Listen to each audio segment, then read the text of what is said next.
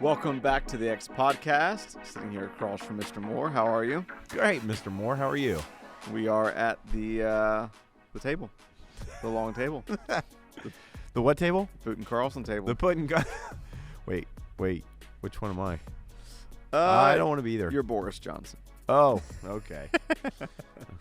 How are you? Good. You weren't here last week. No, I was not. What were you doing? I was at home sick. That's not true. Yeah, it is. No, it's not. Yes, it is. I was. What? I thought you were out of town. No, I was at home sick last week. Oh, okay. Don't you remember? Yeah, I was at home one all the point, week. I came into work on Monday. Oh, you weren't here. That's why we overlapped. We overlapped. You were yes. gone. I was in here. Colorado, came Yeah. back. Yeah. You got sick, but then you also went somewhere Before that. before that. Yeah, okay. and I came back and was sick. So, no. Okay. We're back. That's right. We're back. And a couple questions. One is you didn't get to watch last week's podcast. I did not. But had a lot of feedback. Kind of struck a nerve. It was actually your idea. It was to talk through the whole idea of Super Bowl. He gets us. Yeah. So we're not going to go back there. Yeah. But just quickly, what are your thoughts? On what? That he gets his campaign and all the controversy. I have no thoughts. You have thoughts. You wanted to talk about it. I have no thoughts. That's a lie. I wanted you to talk about it. Okay, but what are your thoughts? I don't have any. Do you like it? Do you like the commercials? That's at times I think I get what they're trying to do. I think it's I get the concept because I think here's the challenge, right? You have that Jesus's reputation has probably at times been tarnished by his followers and throughout the years and ages. So there's this idea of, well, if we could do Jesus's reputation to the world, then maybe they would see him differently. I do think like that. I thought the commercial that they did for the Super Bowl was just a little bit odd. The direction to me that they took was just a little bit odd. It's like taking a practice that had had significance. Yeah, had like there was a practicality to what they did. Wearing sandals, walking on dusty roads, cleaning off your feet. They're like that. Everybody kind of did that. He took something in their day that was a really kind of dirty job, but made sense, and used that to really kind of say this is love, like right. He was their leader. And here he is getting down on his knee and cleaning their feet, right? And so it was a beautiful act of love that he did. I think trying to create a commercial in the 21st century that is odd of these people washing feet where it's not practical. We have shoes. We have paved roads. We have, you know what I mean? Yep. I feel like you're taking something that, like, I don't even understand that. Like, there's a better way to maybe to demonstrate love in today's world than something that's this odd I of agree. a practice. So I felt like the application and the way they did it was a little bit odd. I part of me applauds what they're trying to do. I don't get the vitriol and hate that seems to be aimed, and it's like turning it to a very political thing and all that. Yeah. I think there's good intentions. I just thought it was a little bit. This one particular, I thought was a little bit odd. Yeah, I agree. So I don't know what you guys was said about it. foot washing a thing in the church you grew up in? I vaguely remember it a couple times, like of it happening, not on a regular, but like as an illustration or example of someone getting their feet washed, but not on like a regular, like, hey, we're having a foot washing ceremony. Oh, because it's interesting. Like I hear you, and I had one of the same thoughts. Like when you're trying to communicate to our culture now, that doesn't translate. It was weird. But it's funny, like when you talk about the practicality of it. Yeah. Churches I grew up in, not church I grew up in, but when I was part of Pentecostal churches for a while and charismatic churches for a while, foot washing isn't just, you don't think of it as a practicality as much as you think about it as almost another one of the sacraments, just like a baptism or a communion. Like there would just be entire, like, Because Jesus definitely said you should do this. He said go and do likewise. Yeah, go and do likewise. So people took that so literally. There's multiple moments where like services would break out into foot washing services, where there would be there would be planned, and I was part of dozens, if not hundreds, of planned and spontaneous foot washing services. Are you serious? It's a very wait. Did bro, you ask dozens, if not hundreds. Yes. Nuh-uh. Oh yeah. Oh, that's interesting. I didn't know it was that common. Oh, Must be a thing in the South, huh? Well, a Pentecostal thing in charismatic circles. Well, even in the South, I just don't remember that being quite so common in the North. Oh yeah. So you guys tickled each other's toes a lot when you were down there? Not tickle each other's toes. Now I didn't always participate in it. But yeah, I participated in very few. But it was a thing. Like people would do that. Yeah. Oh, for sure.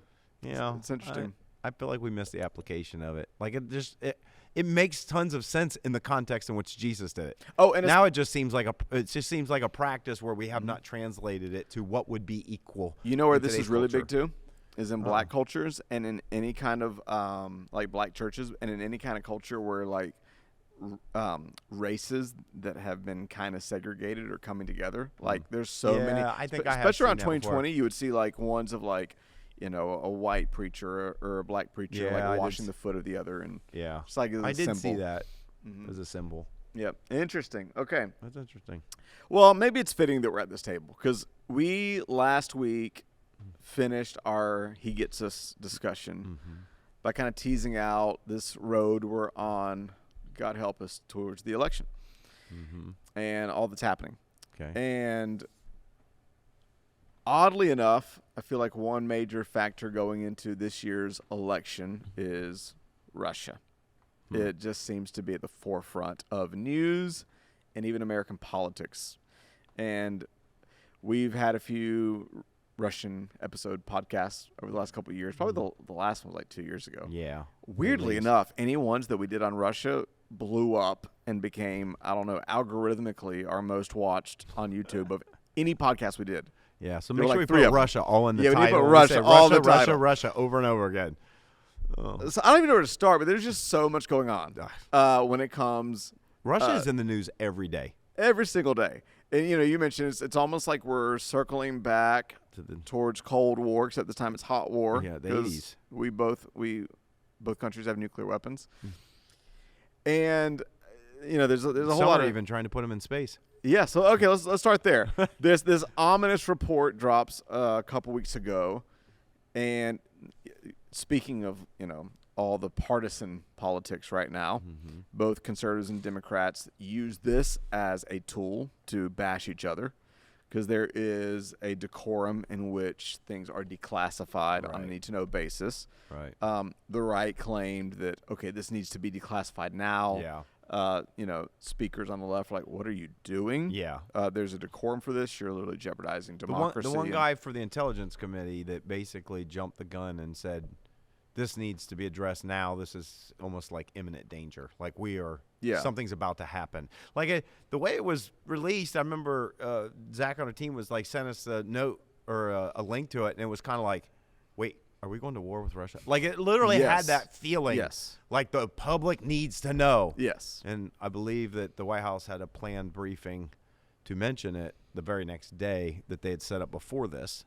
So I don't think it was like new news. No. It just was all of a sudden becoming news to the public. Yeah, it's something that they said they were watching. They said it was not something of imminent danger, especially even now that they've come out with a more declassified or a more, you know, they've divulged more information, and they've said that no human life is at imminent danger or risk. It is a satellite that's not even operational yet that Russia is working on. It's a Death Star.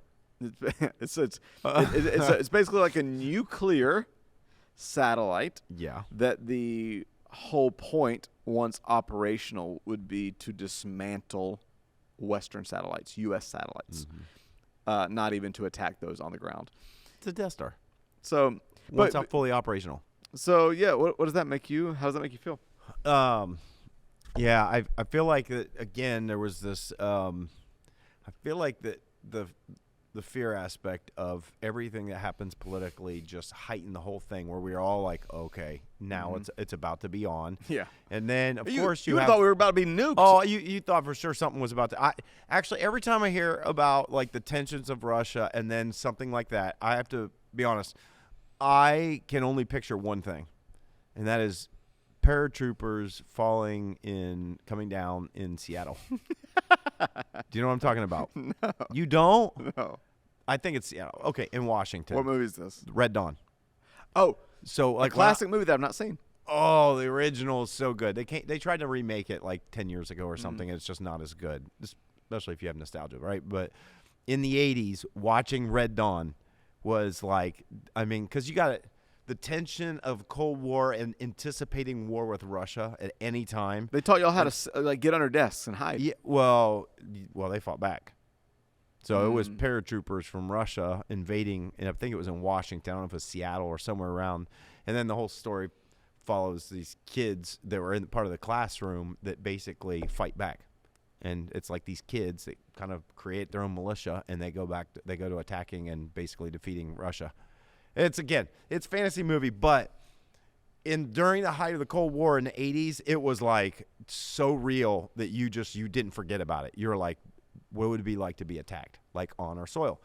And so whenever something like that happens, that's what I immediately picture. I go back to paratroopers are coming over on the West Coast of Russia. So you should watch it. The original Red Dawn. It's kind of cool. It has, I think, some well-known actors that became well-known actors that were kind of young, like kids at the time. So, speaking of war movies, quick plug. I told you, but anybody watching, you got to go see Land of Bad. Land of Bad. Land of Bad. It's got Russell Crowe, Liam Hemsworth, Michael Vigilante, whatever his name is from This Is Us. So good. Yeah. And the main character is from Ohio. That's funny. You told me that. OHIO Buckeyes. Really? That's such a good movie. That is funny. That was Liam Hemsworth was the main character, and he's from Ohio in it?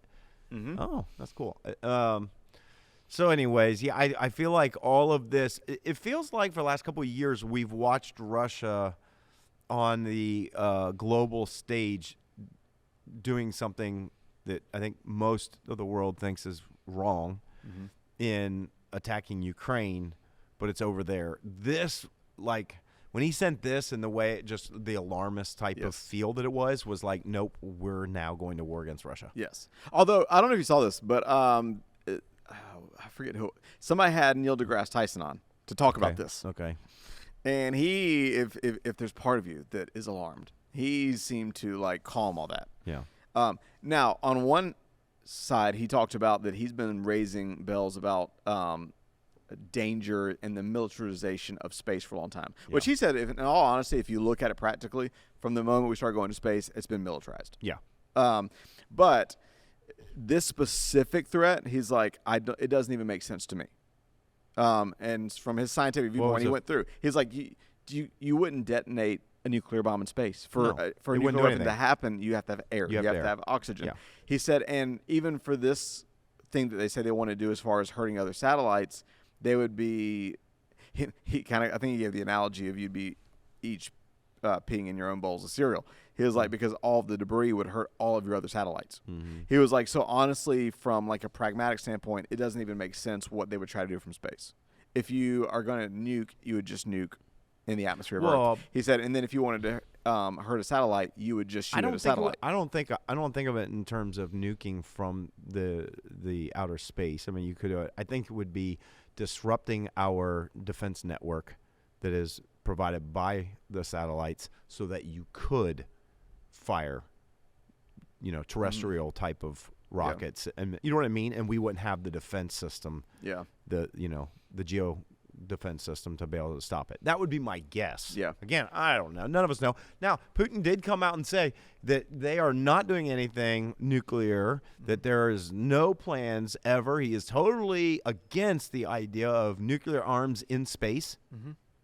And if Vladimir Putin said it, then I agree. Well, I believe his word is usually his bond. Well, absolutely. So, why? Okay, maybe we could go here. Okay, first off, I saw something the other day that talked about how Putin has been in a weirdly good mood lately. It does feel like, just from the outside, that he, for the first time in a long time, is gaining some momentum in some ways. They've begun having some of their first real losses on the battlefield in Ukraine. Mm-hmm. Ukraine has been. Yeah. Russia just took over a town. They've been battling away at for a long time. A news article popped up on my phone this morning, talked about outnumbered, outmanned, outgunned. Ukraine is not doing well. Yeah. On top of that, you have this news that they got something in outer space that's making the world freak out. On top of that, he's been working behind the scenes geopolitically. We talk about BRICS and really trying to secure behind the scenes these countries to get on his side. New World Order, that was the phrase on articles for a couple weeks, was, he's trying to establish a New World Order against the West. By the way, to pause for a minute, because when all this was coming out and they were talking about all the allies of Russia doing it, I got to be honest, I didn't know much about BRICS. And so if you're hearing this or watching it and you're thinking of actual physical BRICS, that's not. It's an acronym, BRICS.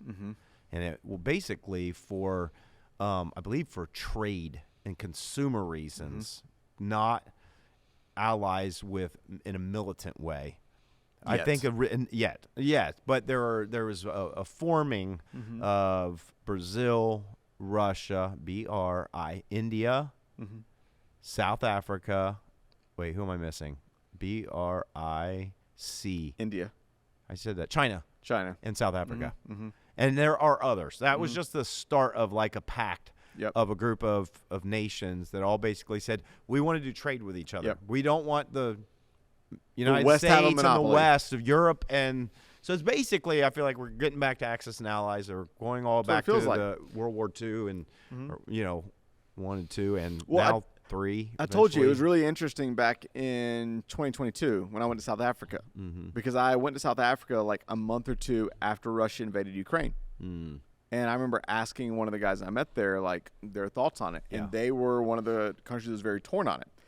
South Africa really loves America, and South Africa really loves Russia. Yeah. In a weird way, it's almost like Israel. Israel loves America and loves Russia, because both America and Russia have bailed South Africa out of stuff economically and financially. So you have this group, I don't know if you'd call it like the modernized version of the Eastern Bloc, but expanded. But there is concern there because, Russia, I mean, is as unhinged as Putin is, he's a strategist. Oh, yeah.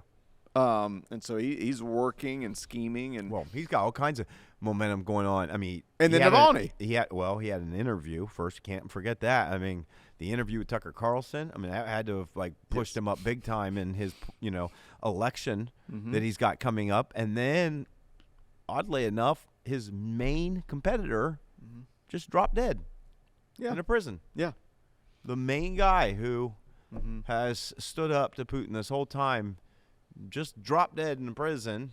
What's weird is they won't give the body to his family. And what's weird I don't know why. It's weird. The stories have changed. So again, so we don't want to insult anybody's intelligence. Also don't want to take for granted, what people follow. But Alexei Navalny was, just the rock star, charismatic critic of the Kremlin and of President Vladimir Putin. And it was a few years back. Several times they tried to kill him. But he was on a flight, fell ill, had to be put in a medically induced coma in Germany, and Germany and several other countries. I actually think that the story was he got ill, assumed that he was poisoned, and required or like forced his way, said, I'm not going to get care here, and went to Germany. I think he actually then is critical, but took a flight to Germany because he did not think he would survive. And then it was months of a recovery process. And in Germany, it took forever for him to be able to get the strength to come back from it. Then courageously, against all wisdom, he came back. And the moment he lands, he gets arrested. The Kremlin arrests him. They send him off to a infamously brutal penal colony in the Arctic Circle. Well, that was the latest one. I think he got arrested and he was doing other stuff local, and then eventually they sent him off. And that's where he was this penal colony in the Arctic. And at first they said it was a carbohydrate imbalance. That's why he dropped. And then they said it was something else. And they said something. Carbohydrate. That's what they said. Carbohydrate imbalance. Really? That's what they said. That's what they said first. Is that a thing? I'd never heard of it. Well, I did keto for quite a while, and I'm worried now. I didn't know that, but my gosh, we're being snarky. Here's the thing: I was telling you, this is like, and I don't know where we go from here. I try to be somebody that always is somebody who loves to travel, is somebody who loves learning other cultures, is somebody who has a disdain for any kind of xenophobia and othering of peoples and cultures we don't understand. always like want to celebrate other cultures, and I always want to remember that like in any country, no matter how brutal the government is, right, you shouldn't mix up those people with the government. correct. We have partners in ministry in Russia. Yep. Friends in Russia. So I think one extreme that's unhealthy is to just judge and stereotype and broad brush different cultures, and instead of seeking to understand them and celebrate their uniqueness, their difference. Another unhealthy extreme on the other side, though, is to pretend like every culture is equal and or healthy. Mm-hmm. And I think we've talked about it before, but I just gotta be honest. To me, it's really obvious from the outset that there is something unhealthy and dark and evil in the soil of the Russian culture, at least of the government. Yeah, I was going to say, I don't know if I'd say it's the Russian culture as much as maybe the government. And it's hard for us as Americans to separate the two. It is, I think, yeah. from our perspective. Well, that's what I'm saying, that's people, kind of what we hear in the news. You know, it's not the people that you would meet and talk to. It's not. But there is something in culture that comes and informs government. Mm-hmm. That comes and informs the people that come out of government. And again, I mean, a simple, we've heard it before, but a simple litmus test to look at this is you can see what countries are people running from and what countries are people running to. Yeah. And I don't think, I mean, obviously I'm aware I have a American mindset. I try to have a more global mindset, but I also am aware I have American mindset. But to me, I don't know how you get around. You have Russia, infamous for poisoning dissidents, infamous for their repression of freedom, infamous for their repression of rights, infamous for, I mean, you have oligarchies that probably more than any country on earth, at least in the top few, find a way to repress the common person and just make ungodly amounts for the higher tiers. You have Putin, who has forced his way into leadership. Now, if it continues, he'll be in leadership as long as Stalin was. Yeah. Brutal, ruthless dictator, poisons people that disagree with him, and is the only country in Europe since Hitler to invade a sovereign nation and at least the military, torture, rape, pillage, burn, indiscriminately just destroy a nation. And again, I'm not naive. America, we lie sometimes. No. I know. Every country lies. But Russia, it almost seems like, has no shame about it. No. They just kill off the competition and act like we don't know what happened to it. It's almost just this comical playbook of we're going to do it ever the heck we want to. And well, what are you going to say? If you're in Russia, what are you going to do? Yeah, I mean, those take you out. But even what they try to like say on a global stage, it's just like, you know, that all these other nations are privy to data of what's actually happening in Ukraine, of what's actually happening here, what's actually happening to your opponents. What was it? Oh, did you see just today? No, yesterday, there was a fighter that defected from Russia to Ukraine, fled to Spain, and was found dead yesterday. I mean, this is just the normal. You do not want to be on the other side of Putin. So like, there are, again, I'm the person that always fights for nuance. I'm the person that always fights for, but I also think at some point you do have to call a spade, and there are certain cultures that have more darkness and evil. Set all that to set up, and this is where I don't know how dicey we want to get. Why does it seem on the right now? Let's just say it. There is a bend in certain circles on the right to come and paint a new picture of Russia. Why does Tucker Carlson go and go around grocery stores, praise their grocery carts that? Yeah, why? I thought so. This is the funniest thing ever. Like, have you ever seen the video of Tucker Carlson, who is shocked and amazed and bragging about their grocery cart system and their, that you put in a coin and you get to use the cart, and then you put the cart back and you get your coin back. Like, it's some kind of revolutionary thing. Like, we've been going to Aldi's on and off for 30 years. ever since Aldi has been in America, which is a European grocery store, they've had that. Mm-hmm. Like, this is not new. Mm-hmm. Like, I found it hilarious. He's on like, this is a genius. Oh my gosh, they're so brilliant. They're way ahead of us. And I'm like, what are you talking about? Like, it almost seems like there's a disconnect. But the best part about I don't know. I don't know what the I can't really, I don't know. Like, why? I can't get it. Like, there's been certain things, and I can say this because, look, last week I picked more on the left. So, like, if you think, oh, Russ is just coming after, no, like, but there's certain things over the last few years that I just don't even, like, a lot of things that bother me on the left or right, I'm like, okay, I can understand why. But why? Like, why is there a coming to the defense of, like, in my mind, when the whole Ukraine thing started, like, it's kind of one of those moments. I know it's different because it wasn't on our soil, but 9/11 unified us, right? Like, left and right came together. To me, the Ukraine thing is one of those. Now, is there corruption in the Ukraine government? I'm sure. Yeah. Are they a perfect country? I'm sure they're not. Is, Vladimir Zelensky a perfect man? I'm sure he's not.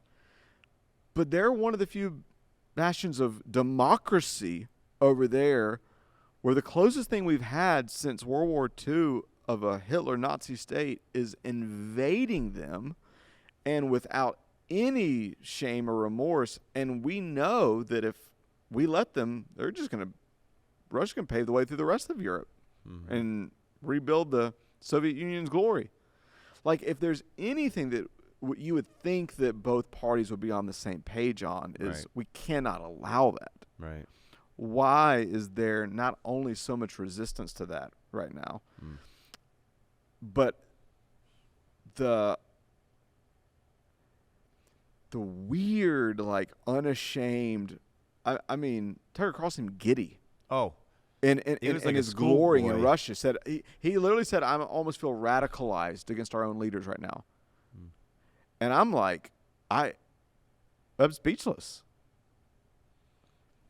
It's a little funny side comment. Am I getting canceled for this? Well, no, it's a funny side comment. I don't really have a great answer for you. It boggles my mind, so I don't have a great answer. I'm sitting here going, like, what am I missing that I don't understand, And I don't have a problem with any journalist going, I would love to sit down with a world leader and have a conversation. Now, what is funny, and I didn't watch the whole interview, but I read commentary about it, and so I can't speak to the interview itself. But what I can say is the commentary, both what people have said about the interview itself and what Vladimir Putin said about it, which, people are saying that it was more of like Tucker Carlson was sitting there letting Putin just say and do whatever he wanted to do the entire time. Because I guess there's one segment where Putin talks for almost 30 minutes straight and Tucker never says a word. He just sits there. So it's not even an interview. It's a monologue. And the funniest part was when news came out of what Putin had to say about the interview. And he basically slammed Tucker Carlson and said it really was a bad interview. I was expecting him to come with, like, real questions, real hard questions. He didn't. They were all softballs. And he was just like, it was a joke. And Putin says that about him. And the same time, you have him where he's praising him about the underground rail system or whatever. He's praising about the train system, their grocery carts. They're like the oddest thing ever. Like, super weird. I felt uncomfortable. It's pretty funny. So I'm not trying to be negative, Nancy. This is just so big on our news stage right now, and so, like, leading into the election and politics, and it's just and I think the thing that boggles my mind, I think on both sides, and this is why I think this is important to think through going into the election, it seems like both sides would say that they're the bastion of democracy and freedom, but both sides seem to support things that are the opposite. And it makes any kind of, like, we're all for freedom seem disingenuous. Yeah. Because both sides seem to support leaders and actions that are the opposite. Yeah. And then, but if the other side does anything, like, see, it's a threat to democracy. Yeah, I will say, I think that the thing that got Reagan elected and other things during the Cold War. And then you had the whole Iran thing that happened in the early 1980s, and all this was, and I think that unified the country. It's the whole, I mean, we saw this again with 9/11, and it wasn't quite that obviously in the 80s, where there was just tension between Russia and the U.S. and the West versus East and all the things surrounding that. But you had this, what brought and what political leaders used here that brought Americans together was our common enemy. Mm-hmm. Yeah. They were our common enemy. Now it's just, I'm not saying that Russia as a government or as a people are our common enemy, but you would think that the way they're talking about the West, way they're talking about a new world order, way Putin's talking about almost wanting to basically take on the United States, Europe, and all of the West powers for global dominance again, or in that regard, you would feel like that it would kind of unify us even politically. Yes. Of going, wait, you're not, if it's going to threaten our overall freedom, then we don't care about Republican and Democrat. Like, we're coming together to go, no, you're not. Yeah. But it hasn't spun like that. It's like it's been really odd to see that even our partisans are very far apart, and even how they'd relate to it. I mean, even Donald Trump said something the other day. It was kind of odd. He was like, if like governments, what did he say? Do you remember the one thing he said? It's like, if governments wouldn't pay their share of whatever for protection, that Putin should just go in and do whatever he wants with those countries. Yeah. And I was like, what? I mean, I'm boggled by this and the approach. So I don't have a clue. So it is going to be interesting. I don't, how much, okay, I'm really curious what you think. How much of this do you think is going to be important, though, for real, when it comes to the actual election? Do you think that the global defense conversation, the global economy, things that have to do with Russia, I don't know that I think it's actually going to be that important when it comes down, the rubber meets the road for the election coming up? Let me say it this way. It may not be an important factor in who's elected, but it's going to be an important factor after who's elected. Well, yes, but I'm talking about. So do I think it's going to be in the top two items that the average American looks at and votes on? No. Yeah. But it's a topic of conversation regularly of a fear that I know a lot of people are voicing of, hey, if this person gets elected, Russia might have a free pass. Or, let's be fair, if this person gets elected, an argument is we're going to keep spending billions of dollars unaccounted for, to Ukraine. Well, whatever. You do know that Putin said that he would prefer for Joe Biden to be elected. I did see that, which is so ironic. No, it's not. Do you think he's just playing mind games? I don't know. And then Donald Trump came and said, well, you know what that is, because he doesn't want me to be in power. So I don't know if that's true or not. Because he might think, well, I can do whatever I want. Nothing's going to happen. Again, that's what the spin is from the right. But my mind immediately goes back. Do you remember the moment, as some intelligence officials said this was one of our most shameful moments. Do you remember the moment where President Trump, just be respectful, had flown over there? Something had just, I can't remember what happened, but some event had just happened. Okay. And U.S. intelligence had released their assessment. And Russian intelligence had released their typical rebuttal. Yeah. President Putin, President Trump are standing side by side. And they asked President Trump, U.S. intelligence has come out with a report that says Russia's responsible for this. What do you say? And on camera, President Trump said, well, I just spoke with Putin, and he said that's not true, and I don't know why he'd lie about it, so I'm liable to believe him. On camera, basically said, I'm going to believe Putin over the U.S. intelligence. Yeah. And whether that's true or not, I could also that is true.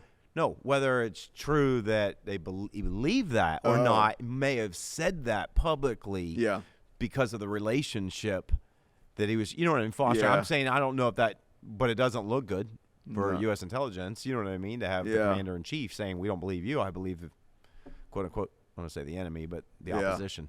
Yeah. You know what I mean? So the whole thing is crazy. I don't think that it's going to be as significant a talking point, but things could change because Russia's in the news every single day. Yeah. Every day I pop up, there's some new article about Russia in the news. And so it is on the global theater. In the global theater, Russia is like front and center right now. I feel like everything. I feel like there is more news about Russia almost as there is of what's going on in Israel and in Gaza. Yeah.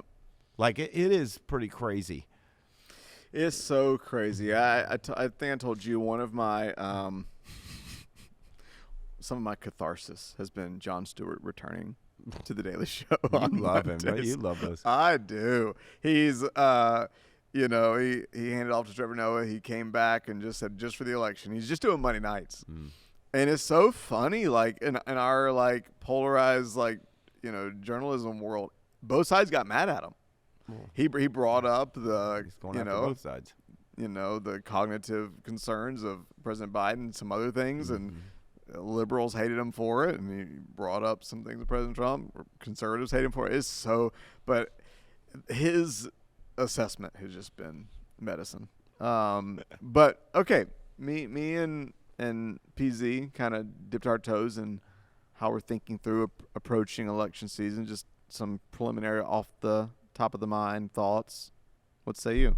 Well, you already had the conversation. What do you mean? You already had the conversation last week. I mean, we started. I want to know your thoughts. Well, give me your Cliff's Notes. I missed it. I haven't seen it yet. So what were the Cliff's Notes? Did you do this? Me and PZ did. Okay. Yeah. So what were your Cliff's Notes? I'm curious what your thoughts were. I mean, some of mine were just. Can't wait. Super excited. Yes, so looking excited. forward to the ads. I tell you what I am looking forward to. I don't know if this will happen. Okay.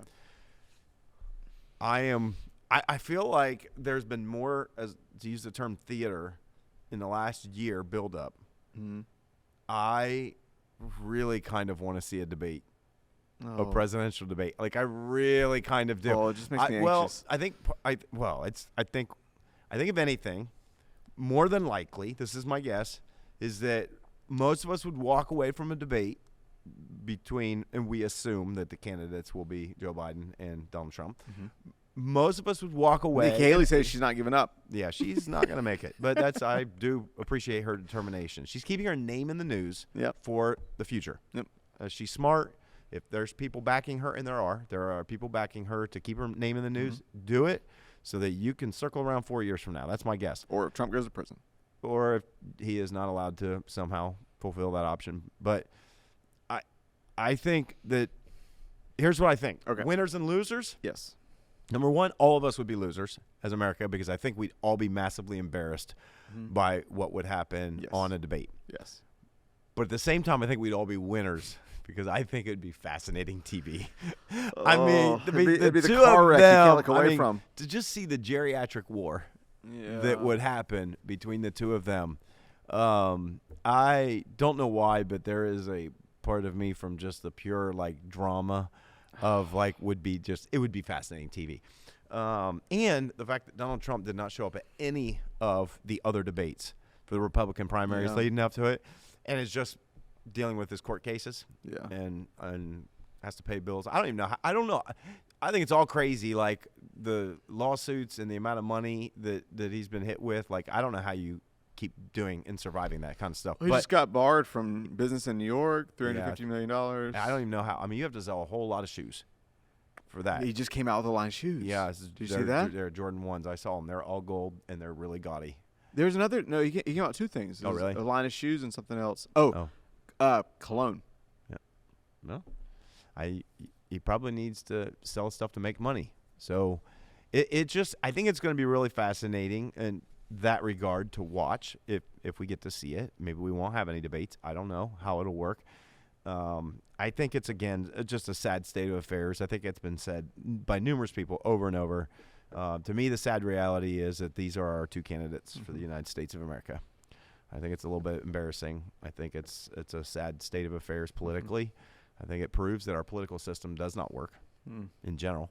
Like, whatever you want to say about our political system, and I'm not saying it's terrible. I think it's great to have a Republican democracy, like it's a republic.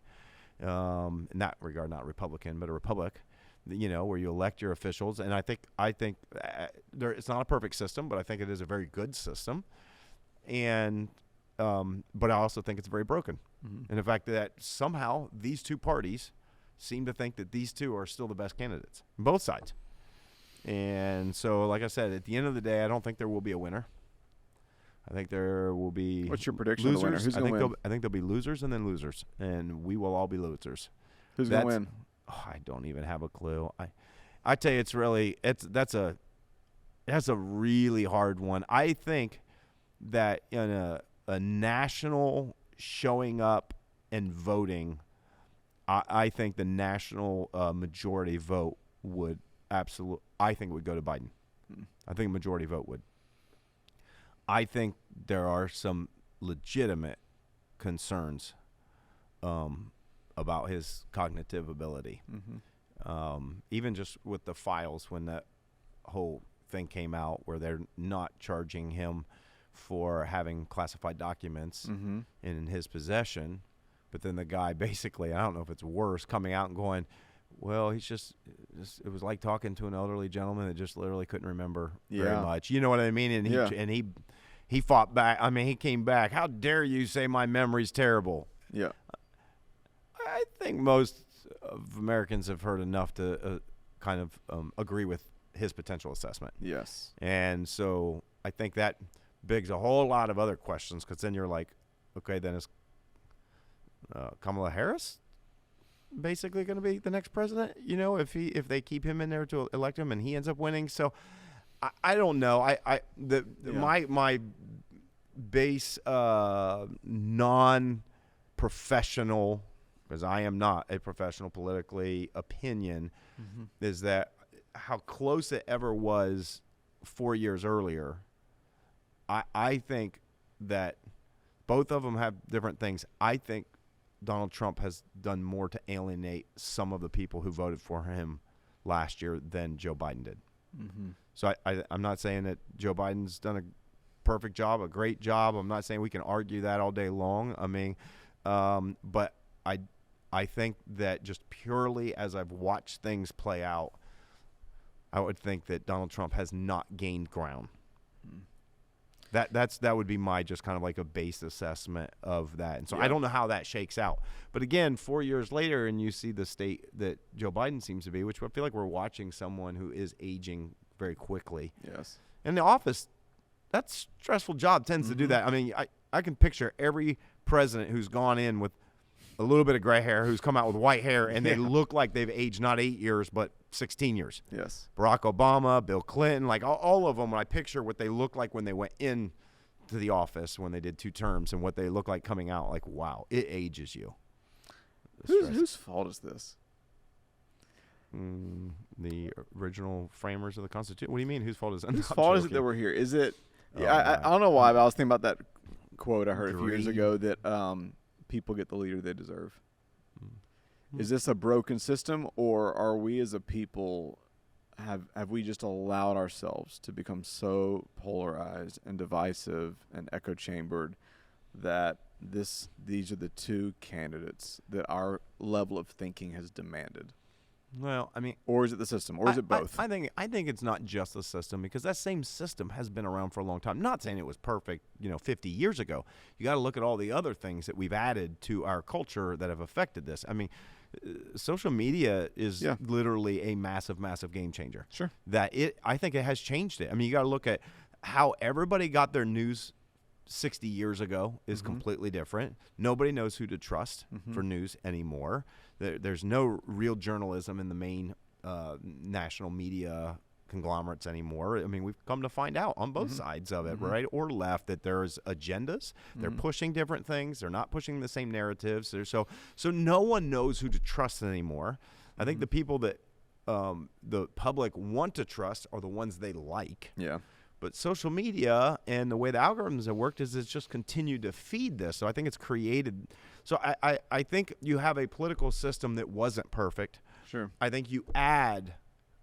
I just don't know that we can quantify the impact that social media and the change in the last 10 years has had on this. And I think those are some of the primary reasons why we are where we are. I don't know what it'll take to move us out of this.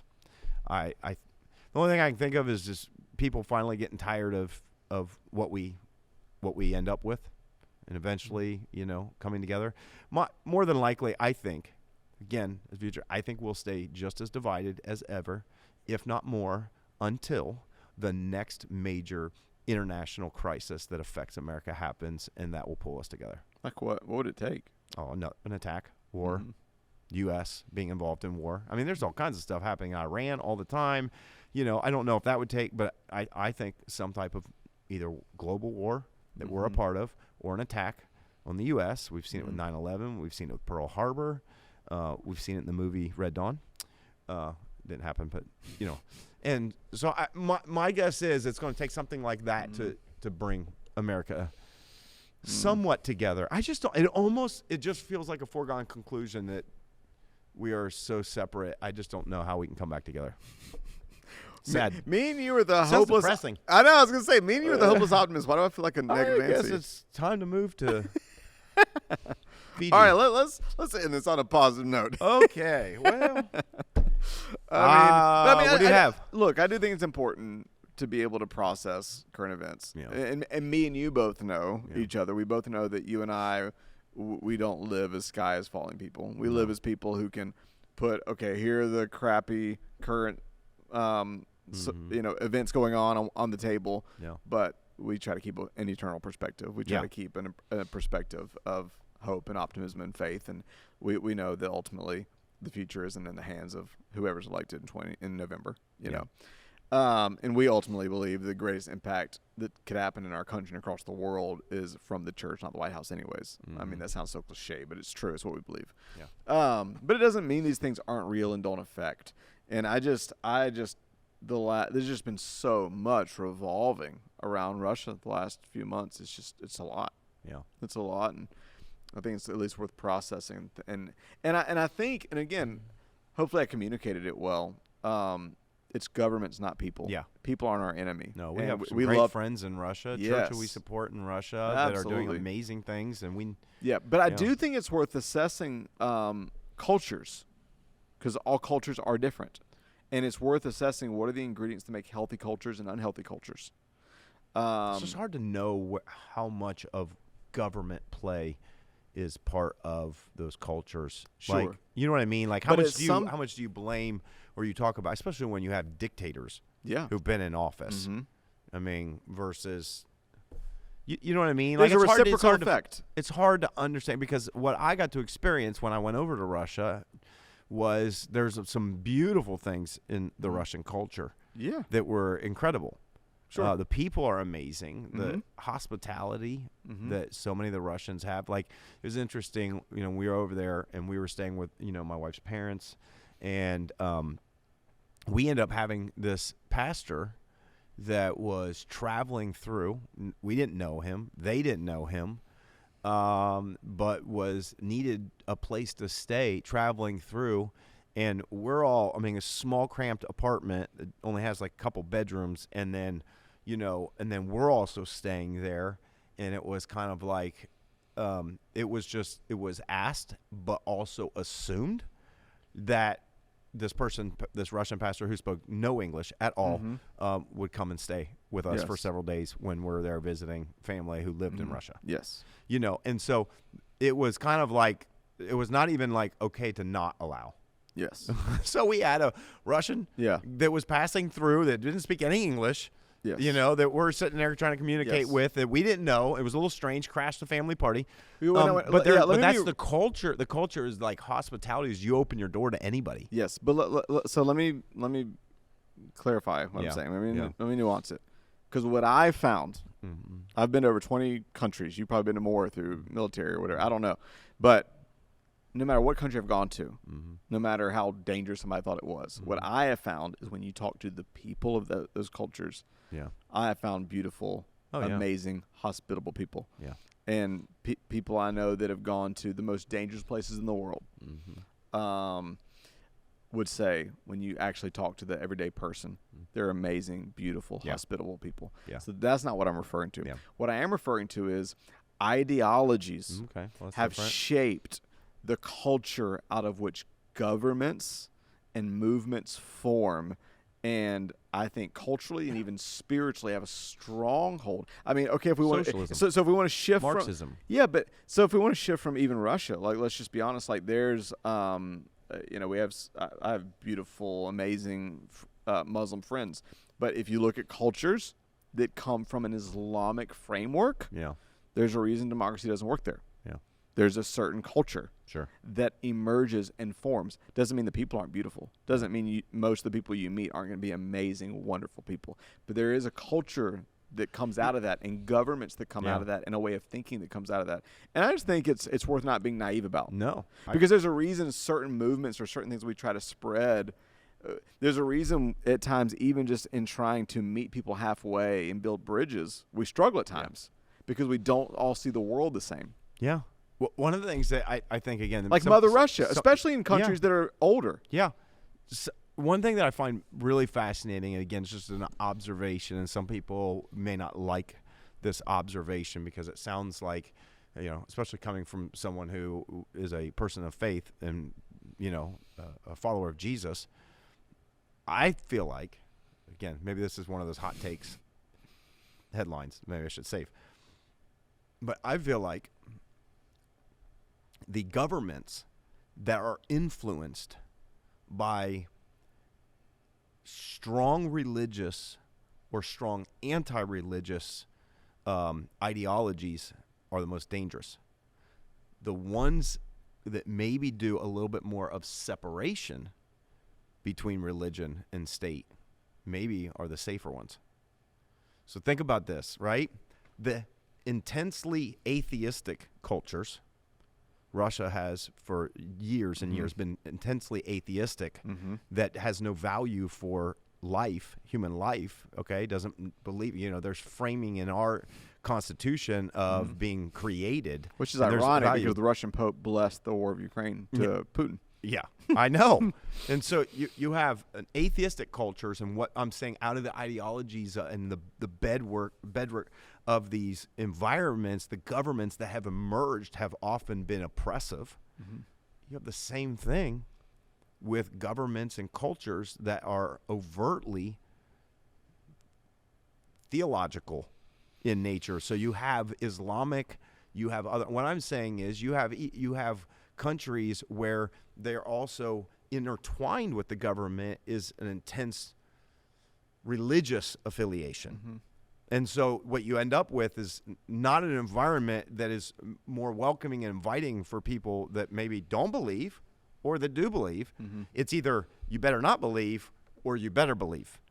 And what's interesting, and again, I'm not saying it, and some people would say, wait a minute, America, Christian nation. And I would say, well, actually the framers of the Constitution, even though they alluded to, and there was, I think, some values that we would pull from Scripture and other things, really tried to, for the benefit of people being able and freedom to worship, of keeping some separation of that. And so it's fascinating to me when I think about democracies that have those kind of parameters to protect, maybe tend to be the ones where people thrive, even if they believe, don't believe, whatever.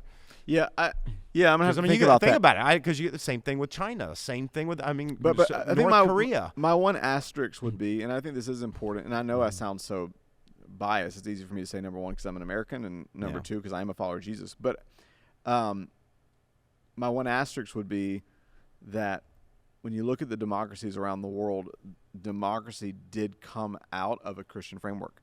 I actually do believe it's the values that we see there that God gives.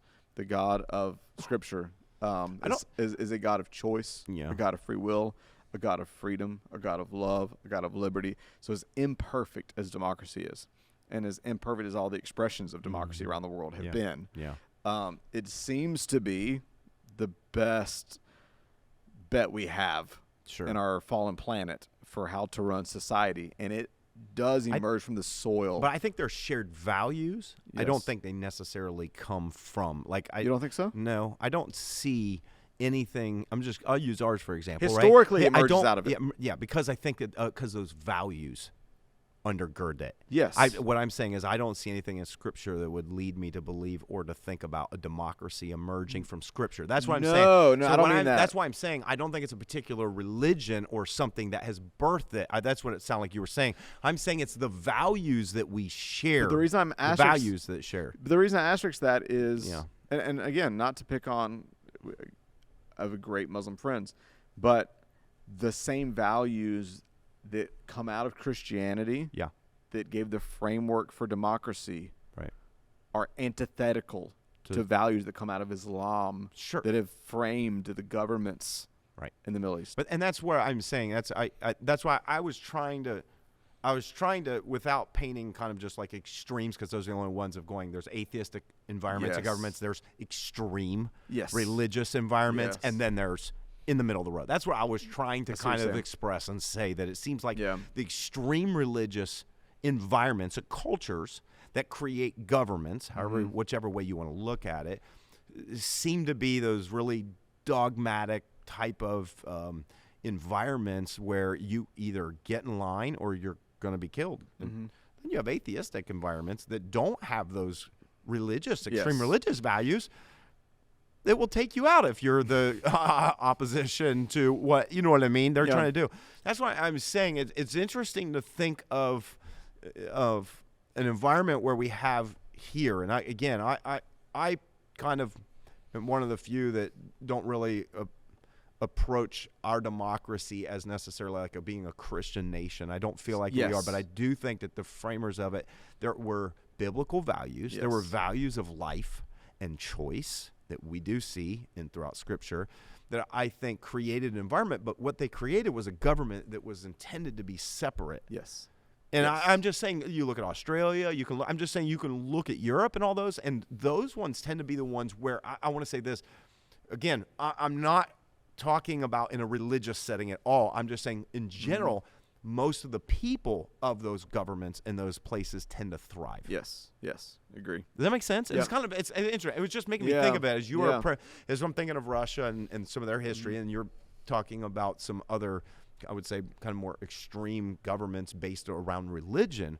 I'm like, wow, when you see those two things, you're like, these feel polar opposites, and yet they also end up with a lot of the exact same and I think it's important for a lot of reasons, because I mean, honestly, you look like it is, admittedly, I've done it in this podcast, I'm looking from more of a contrarian view towards Russian culture and saying, but they would look at us and be like, oh, you Americans allow anything, and you're, immoral, and you're whatever. And we look at them and you're like, you have no freedom, and you're oppressive and brutal.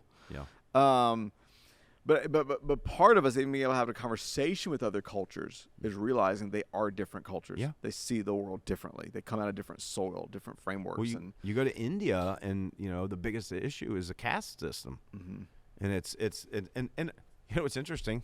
I mean, Russia, without having a outwardly spoken caste system, has a caste system. I mean, it's like if you're wealthy and powerful and oligarchies and this and that, of the state, you're taken care of. If you're a common person, well, then you're fighting to try to, and so I think those are, I don't think there's a perfect system in government. We who live here, and I don't think we're the only ones, because as you said, I think one common thing is to look and see who's running away from it and who's running into it. And we have border issues. And we've got people flooding into America. For as awful as it is, we have more people coming to America than leaving it. It's so funny. The more I do, and I realize it's a privilege, but the more I do get to travel the world, it's weird. It's like these two things that would seem contradictory happen at the same time. Number one, I do, and I think it's a good thing, I do grow more and more. I feel like my mindset gets a little bit more and more global, not just Americanized. And I do have and I do realize, like there's more than just an American way of seeing the world. And I love that. I feel like my mind and my heart expands every time I travel, and I have an appreciation for other cultures, and I realize we're not perfect. There's not just an American way of seeing things. We're not always the good guy, blah, blah, blah. So I feel like that happens, but simultaneously, I feel like in a what to me feels like a non-toxic, hyper-nationalist, whatever, my appreciation for the unique experiment that is America grows. Yeah. And I actually would not want to live anywhere else in the world. Yeah. And I actually am so thankful for this nation. Totally. And so it's weird. I feel like the more I travel the world, the more both of those grow simultaneously in me. Yeah. And that's why I think the primary thing that would probably bring Americans together is if what you just described is ever in jeopardy. I think the thing that would probably bring people from polar opposites politically and other things together is when that base way of living and freedoms are actually jeopardized. Yeah. I think that's the one thing that would take. And what we have is unique. We do. It's rare. beautiful. It's not very old. No. That's the one thing that I find the most interesting is just how long America's been around, the speed at which America not only formed, grew, and maybe this is because of democracy and other things, but also shot up to really being a global world power. I was doing this. I don't have it in front of me, but I was doing just some research for a message coming up, and it was one that it showed the amount of millionaires in the world and where they're from. And it was like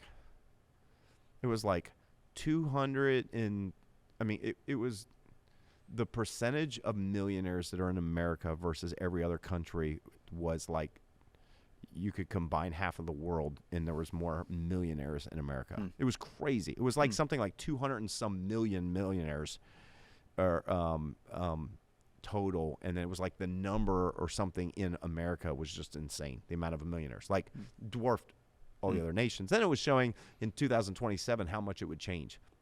And it was interesting seeing like China was expected to explode in the number of millionaires in China. There was a couple of countries, and America was about to stay the same. It wouldn't grow much.